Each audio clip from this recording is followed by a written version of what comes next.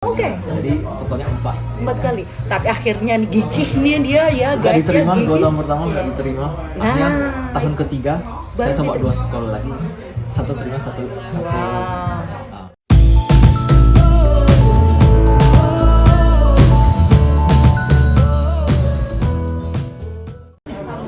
Hai teman-teman, selamat datang di YouTube channel saya Diansa. Dan terima kasih untuk teman-teman yang sudah subscribe ya.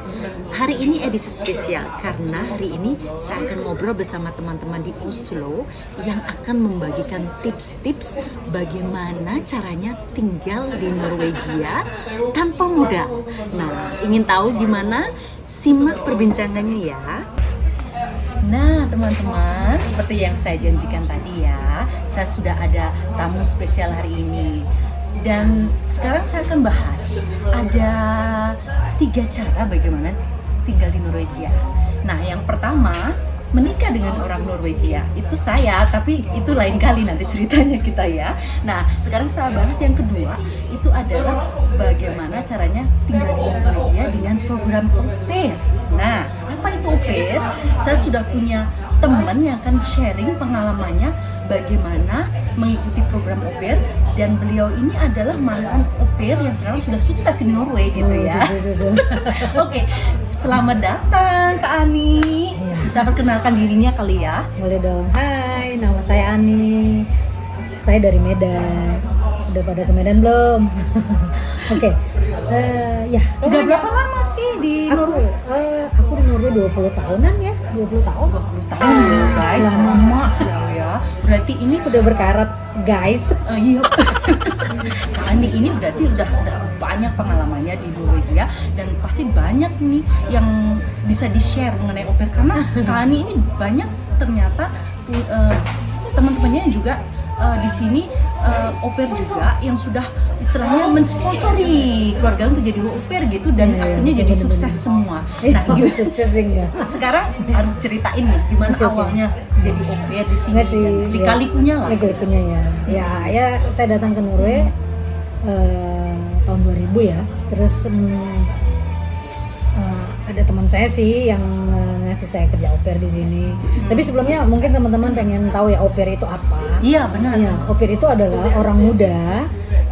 Kalau nggak salah umurnya sekitar dari 19 tahun sampai maks 30 tahun. Oke.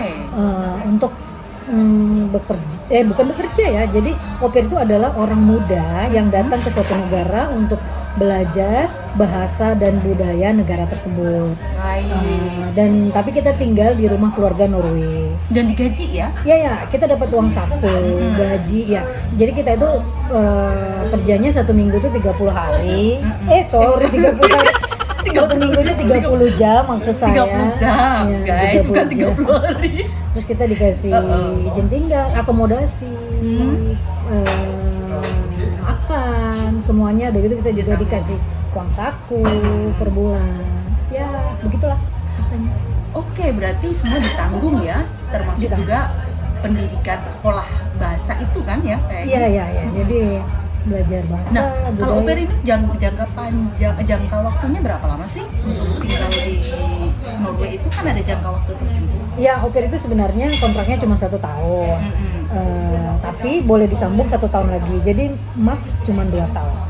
Oke. Setelah itu Nah, ini nggak gimana bisa ceritanya akhirnya sampai 20 tahun setelah ini ada tipsnya nih. Enggak sih. Nggak, Iya, nggak. sebenarnya sih saya ya akhirnya ketemu suami ya, Iya. dan akhirnya menetap di sini. Oh. Rencananya 2 tahun, sekarang 20 tahun. Oh, Aduh. ternyata 18 tahun lebih, berarti ada sesuatu yang menarik dari Norway. Berarti seneng banget dong tinggal di Norway? Ya, pastinya senang ya. Mungkin karena Norway ini salah satu negara termakmur di dunia.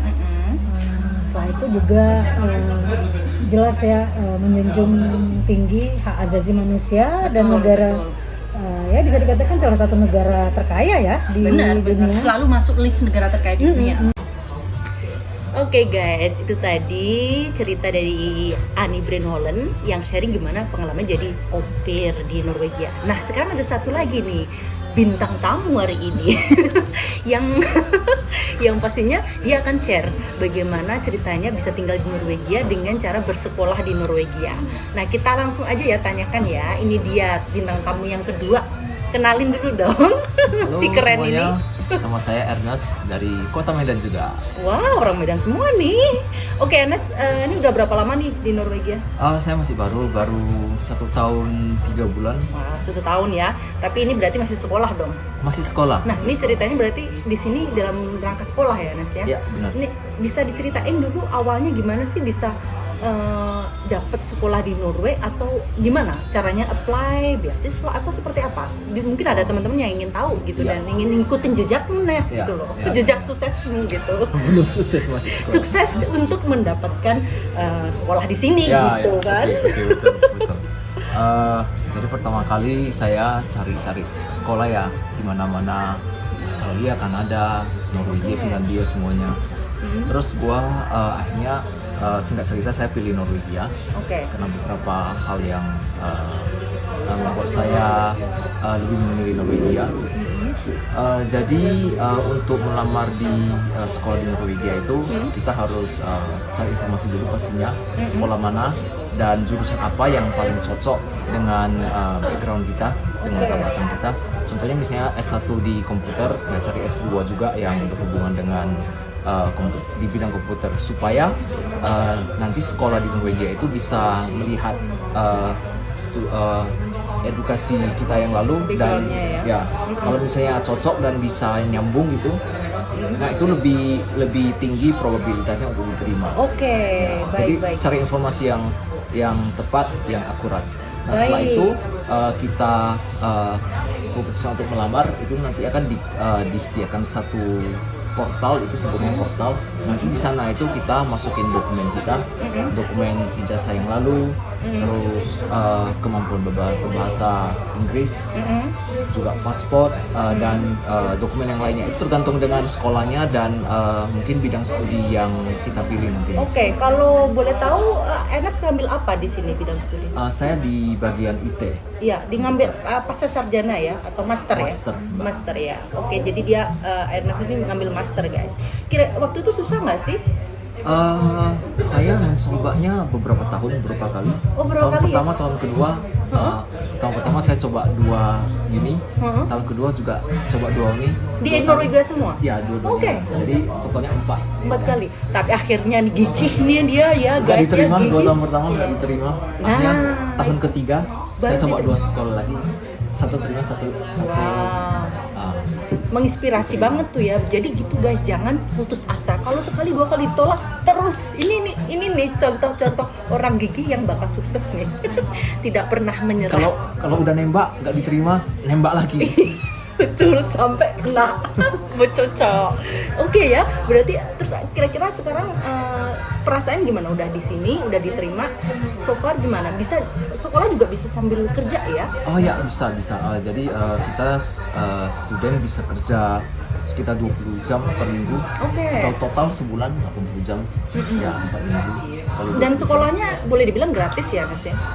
Kalau kita ngelamar di universitas publik, universitas pemerintah, kita dikasih gratis. Oke, baik. Jadi itu dia ya, guys ya, sekolah untuk orang luar negeri pun, bukan orang Norwegia pun juga gratis, guys. Jadi dan bisa di sini untuk biaya hidup bisa cari pekerjaan gitu ya. Oke, kita ngobrol-ngobrol lagi. Kopinya udah datang, guys. Sebentar. Goreng chai latte. Ya, kopi kita datang, jadi kita minum kopi dulu, guys ya. Ya, oke. Ya, baik. Mungkin ada satu lagi yang mau di-share sebelum kita tutup sambil kita ngopi, Nes. Ya. Apa ada lagi yang mau di-share? Soal kuliah di sini gratis ya. Kalau biasa kita kuliah di negara lain, contohnya Australia atau Inggris atau Amerika gitu. Itu kan kita daftar terus kita bayar uang sekolah ya. Nah setelah kita bayar uang sekolah, terus kan mulai sekolah gitu. Nah kalau salah satu tantangan kita masuk di universitas yang gratis itu adalah mungkin probabilitas untuk masuknya lebih rendah daripada sekolah yang kita harus bayar. Kenapa? Karena berhubung universitas ini gratis, jadi seleksinya Ketat ya? itu menurut saya sih cukup ketat. Oke. Ini saya aja nggak masuk tahun pertama, tahun kedua. Oke. Ya seperti itu. Mungkin itu yang perlu dipertimbangkan kalau teman-teman punya rencana untuk sekolah di uni yang gratis. Yang mungkin di S1-nya itu berusaha lebih keras, belajar lebih keras supaya punya bukti edukasi yang baik dan bisa dipakai untuk melamar. Oke, berarti nggak harus punya pengalaman kerja dulu. Misalnya ada beberapa perguruan tinggi yang saya dengar juga mereka akan lebih memberikan atau menerima misalnya nih orang-orang yang kerja untuk NGO misalnya. Itu bisa sebagai bahan pertimbangan nggak? Nah itu dia yang tadi saya sebutkan, cari informasi di sekolahnya. Nah ada satu sekolah dia business school. Nah itu mempertimbangkan pengalaman kerja juga. Ada yang kerja enggak di ya? bidang bisnis. Apakah ada sesuatu Ada yang di dalam dunia bisnis yang bisa dipertimbangkan untuk jadi sekolah nilai di plus sini. gitu loh ya. Ya. Oke, Dia kembali ke universitasnya. Oke, berarti itu intinya guys. Jadi seperti mencari jodoh istilahnya ya Nas ya. Macam setiap universitas lain-lain. Jadi intinya kalau ingin tinggal di Norwegia, tetap gigih untuk berusaha guys. Oke teman-teman, tadi kita sudah bincang-bincang sama dua teman kita yang sudah sharing ya bagaimana cara tinggal di Norwegia. Nah, saya punya teman satu lagi yang akan juga sharing bagaimana caranya tinggal di Norwegia. Kali ini dia juga digaji nih. Nah, kita simak aja perbincangannya sama Nindi. Halo Nindi. Halo. Ya, kenalin dulu ya ke teman-teman. Nama lengkapnya dan segala macam. Oke, nama lengkapnya panjang banget. Oke, panggilan aja Panggil kali. aja Nindi, nggak Iya. apa-apa. Sekarang saya sekolah S3, kuliah S3, PhD di Universitas Oslo di bidang linguistik. Oke, berarti di sini sudah berapa lama ya Nindi ya? Hampir 4 bulan, baru pindah bulan Agustus kemarin. Baru pindah ya? Iya. Dan kalau boleh diceritakan gimana sih awalnya bisa dapat program PhD di sini tuh awalnya gimana? Nah, jadi kalau di Norwegia itu PhD itu biasanya kalau ada lowongan diumuminnya lewat situs pencari kerja. Oke. Jadi misalnya macam job street tapi itu job streetnya Norwegia. Boleh di-sharing itu? Itu lupa sih namanya. Iya, Kayak pokoknya di search aja Job ya. Norge atau Job Norge ya, Job Norge. Jadi search di situ aja teman-teman, jobnorge.no kalau nggak salah ya. Dan di situ nanti akan banyak iklan-iklan PhD dan segala macam. Oke, bisa diceritakan lagi. Jadi awalnya apply, terus akhirnya diterima, terus gimana tuh? Jadi awalnya apply. Jadi kalau di Norwegia itu S3 itu hitungannya kayak pegawai bekerja. Oke. Jadi makanya lewat situs pencari kerja, terus udah dianggapnya pegawai, udah bukan mahasiswa lagi.